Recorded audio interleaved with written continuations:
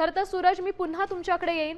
2018 मधील सुधारित घटनेचा आणि संघटनात्मक रचनेचा जर आपण विचार केला तर सगळी जबाबदारी ही उद्धव ठाकरेंकडे, आणि असं असताना फक्त संख्याबळाच्या आधारे एकनाथ शिंदेंनी पक्ष आपल्या सोबत ठेवलाय, यावर काय युक्तिवाद होऊ शकतो?